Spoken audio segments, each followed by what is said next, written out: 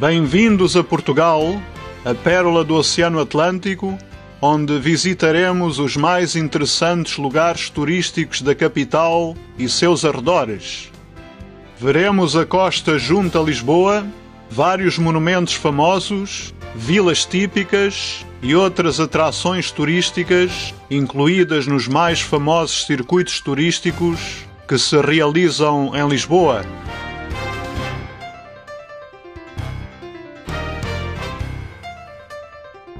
A capital mais ocidental do continente europeu está perto da costa e na margem norte do Rio Tejo, quer dizer, na borda do seu enorme estuário, que também está incluído na nossa excursão. Começamos precisamente pelas vistas do rio, que acompanha há tanto tempo a nossa bonita cidade.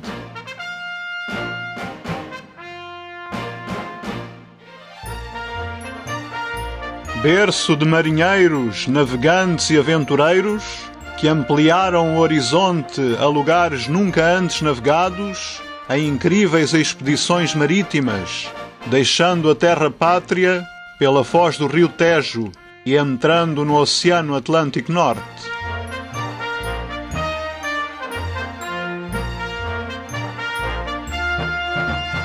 No bairro de Belém, vários navegantes começaram as suas viagens. O Mosteiro dos Jerónimos é um dos monumentos simbólicos do glorioso passado das navegações portuguesas.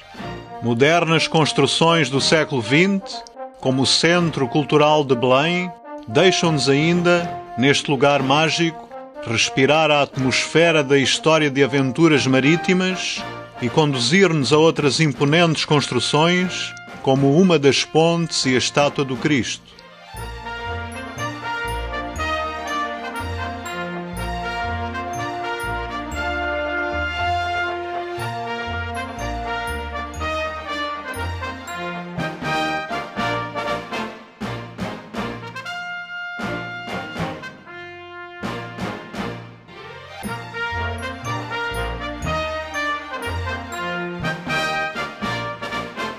Do cimo do Pilar do Cristo, a mais de 200 metros de altura, contemplamos uma fascinante vista.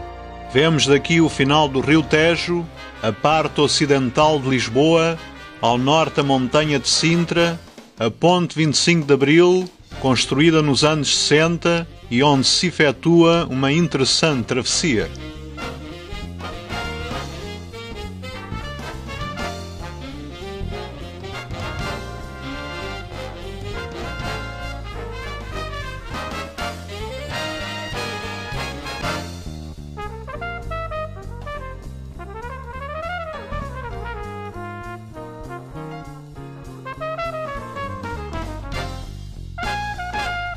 É um dos símbolos de Lisboa, esta ponte de 3.200 metros de comprimento, junto à estátua do Cristo, ambos prestando homenagem a Lisboa e ao Rio.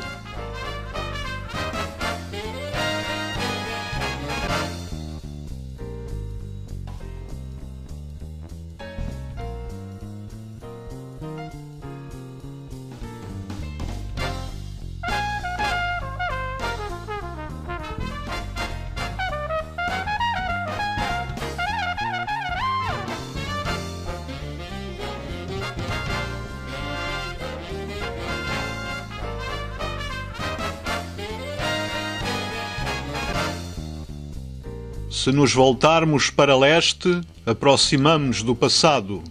A cidade das Sete Colinas acolheu gente antiga, como fenícios, romanos, bárbaros e árabes. Dizem que Lisboa deriva de um nome fenício que significa Porto Tranquilo.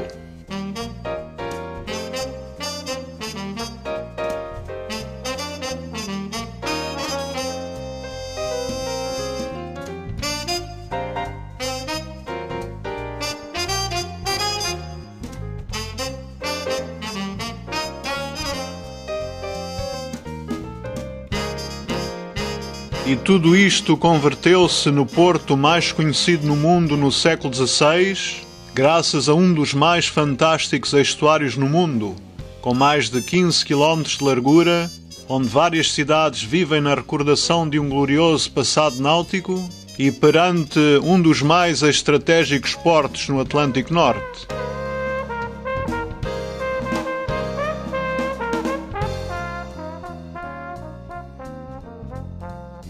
Dominando toda esta vastidão, há a colina coroada pelo dito Castelo de São Jorge.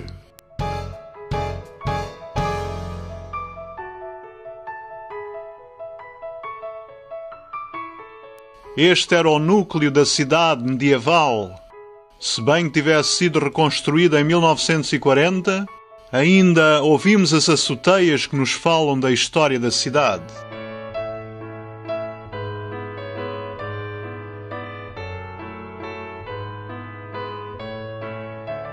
Situado no cimo da sua mais prominente colina, a 110 metros de altura, de onde se pode contemplar a Foz do Rio e a parte antiga de Lisboa, esta era a posição mais estratégica para povos antigos, por variados motivos, e agora para turistas que desfrutam de um ótimo panorama e regressam ao passado.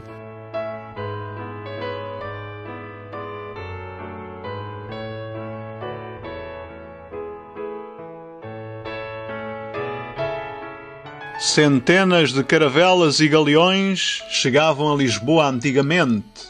Podiam aguardar a vez de descarregar a mercadoria em terra, no amplo, sereno e encantador estuário do Tejo.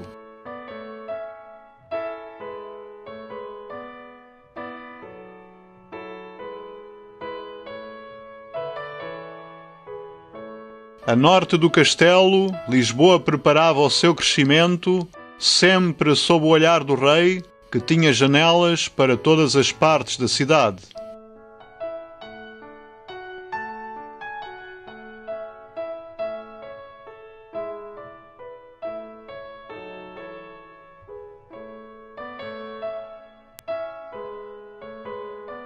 Vamos, pois, deixar o castelo, onde nasceu Santo António de Pádua, conquistado pelo primeiro rei de Portugal, Afonso Henriques, em 1147. Tornou-se a residência real com o rei Afonso III, em 1255, e até ao rei Manuel, no século XVI. É um dos 7 castelos representados no escudo português. E avançamos para norte, à parte moderna de Lisboa. Não se construíram arranha-céus e por isso as cidades são planas e harmoniosas, com articuladas construções. Desenvolveram-se diferentes áreas comerciais, como a Avenida de Roma e ruas laterais. Usaram-se cores pastéis e o rosa e amarelo sobressaem. A natureza foi respeitada. Há sempre um pátio com plantas por detrás dos edifícios.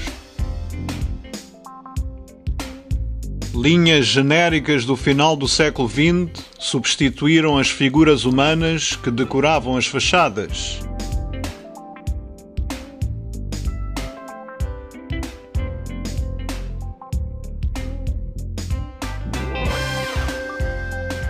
E como é moda em Lisboa, construir no cimo das colinas a arquitetura mais axiomática de cada época, aqui fizeram, no final do século XX, os edifícios amoreiras, que marcaram o começo de uma nova época da capital.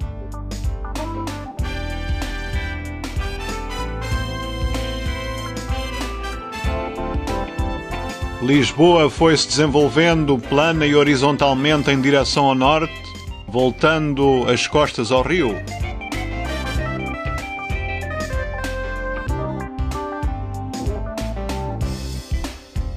Mas vamos regressar ao Tejo, o consorte de Lisboa, para ver a ponte Vasco da Gama, aberta em 1998. Tem 17 km de comprimento e une Lisboa à margem sul do estuário. É emocionante atravessar esta ponte.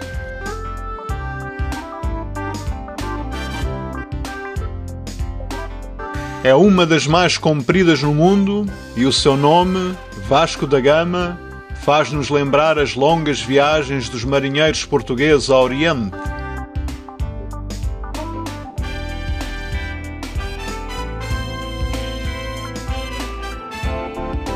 E vamos apanhar um barco para atravessar a foz do rio. Podem ver daqui que não será uma viagem curta, mas vai-vos encantar.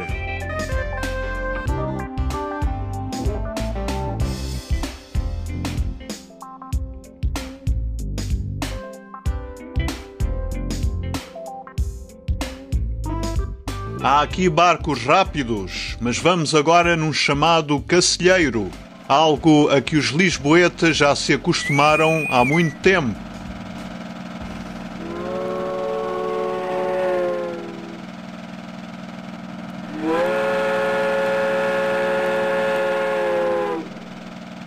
Milhares de pessoas utilizam-nos todos os dias para vir trabalhar a Lisboa.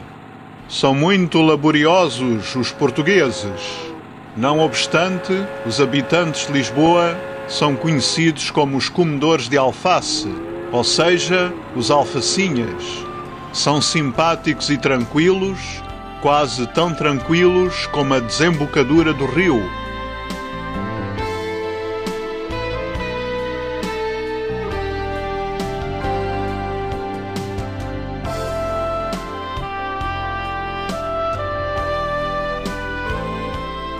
O passeio é inesquecível. Não diríamos estar num rio. Se bem que as marés do oceano cheguem aqui, não há ondas e desfrutamos de uma agradável excursão fluvial, contemplando Lisboa desde o rio, como antigamente os marinheiros desde as caravelas.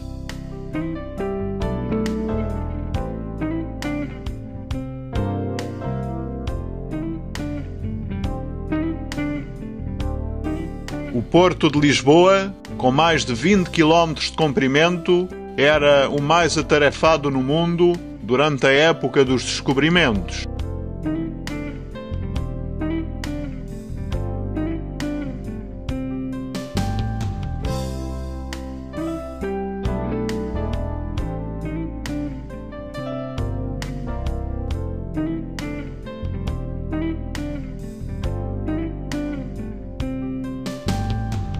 E vamos deixar o rio para fazer outro género de excursão.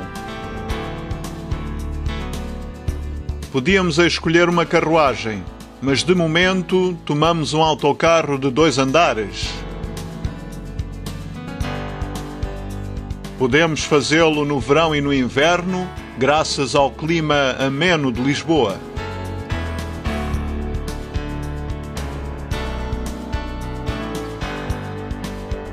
Com efeito, a temperatura nunca é negativa e o verão é sempre refrescado pelas brisas marítimas.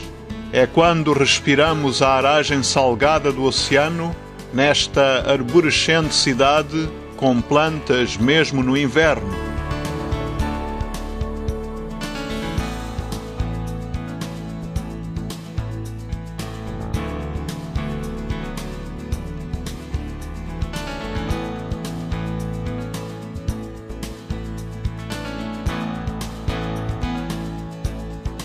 Há longas e largas avenidas e grandes praças diante dos principais monumentos, muitos tendo o rio como cenário.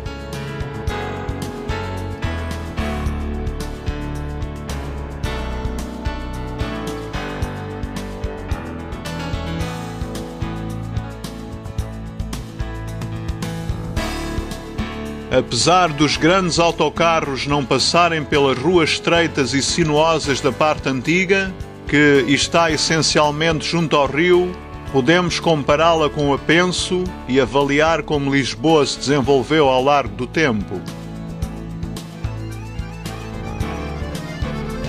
Mudamos de transporte para um menos tremido, quer dizer, para o ascensor construído por um estudante de Eiffel no fim do século XIX. Grande parte dos clientes são turistas, pois está situado na parte tradicional de compras e confere-lhe uma fisionomia veterana a esta já antiga e tradicional zona comercial.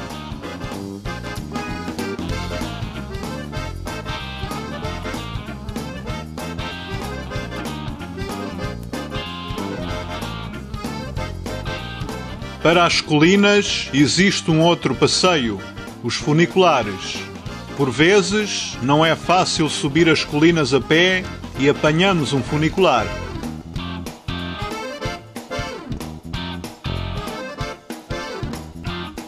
Eles sobem as ruas estreitas para chegar ao cimo e quando há um que sobe, há outro que desce, pois outrora o peso do funicular que descia fazia o outro subir.